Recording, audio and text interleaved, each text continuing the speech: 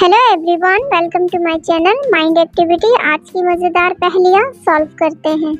Flat के ऊपर से एक माइक्रोवेव गिरता है और कार डैमेज कर देता है। कार का ओनर डिटेक्टिव मेहुल को कॉल करता है। मेहुल भी क्राइम सीन पे आ जाता है। मेहुल 3 लोगों को सस्पेक्ट करता है, जिसमें एक कार ओनर और 2 नेबर्स हैं। फर्स्ट नेबर रिया मेहुल को बताती है, मैं ऑफिस से लेट आई हूँ, मेरे पास माइक्रोवेव नहीं है, मुझे इस माइक्रोवेव के बारे में नहीं पता।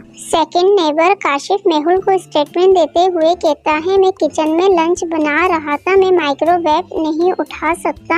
कार का ओनर फरहान भी मेहुल को बताता है, उसे माइक्रोवेव के बारे में कुछ नहीं पता। दोनों नेबर के स्टेटमेंट लेने के बाद मेहुल को पता चल जाता है माइक्रोवेव किसने गिराया। लॉजिकल जीनियस, क्या आप दोनों नेबर्स को देख के बता सकते हो इन दोनों में से कार पे माइक्रोवेव किसने गिराया? सोचिए और कमेंट में अपना आंसर बताइए। डियर जीनियस, इन तीनों में से कार के ऊपर माइक्रोवेव काशिफ ने गिराया है। काशिफ ने अपने लंच के टेबल के ऊपर फोक और स्पून साथ रखा है, जबकि उसका राइट हैंड फ्रैक्चर है।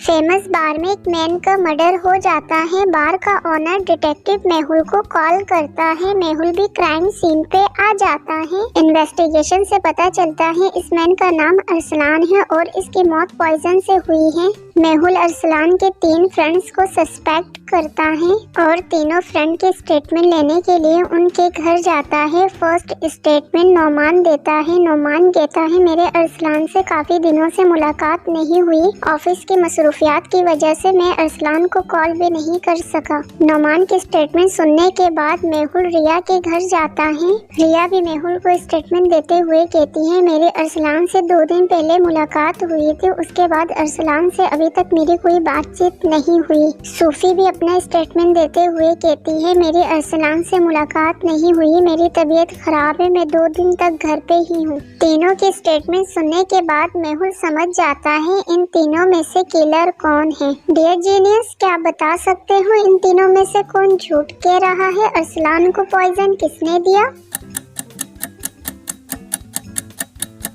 अरसलान को पॉइजन सूफी ने दी है। सूफी ने अपने स्टेटमेंट में कहा था वो बीमार थी, जबकि उसे देख के नहीं लग रहा था वो बीमार है। इसलिए मेहुल समझ जाता है और सूफी को अरेस्ट कर लेता है।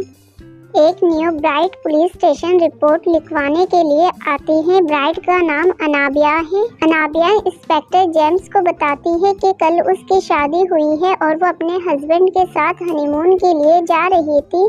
रास्ते में गाड़ी दंदल में फंस जाती है और वो मदद के लिए फॉरेस्ट साइड जाती है, लेकिन उसे वहाँ कोई मदद नहीं मिलती। जब वो वापसी अपने हस्बैंड के पास आती है तो वो देखती है किसी ने उसके हस्बैंड का मर्डर कर दिया है और वो फौरन रिपोर्ट लिखवाने के लिए इंस्पेक्टर के पास आ जाती है। इंस्पेक्टर जेम्स अनाबिया की पूरी बात सुनने के बाद समझ जाता है अनाबिया झूठ कह रही है या सच। डियर जीनियस, क्या आप बता सकते हैं इंस्पेक्टर को ऐसा क्यों लगा? अनाबिया सच कह रही है या झूठ? जरा सोचिए और कमेंट में बताइए।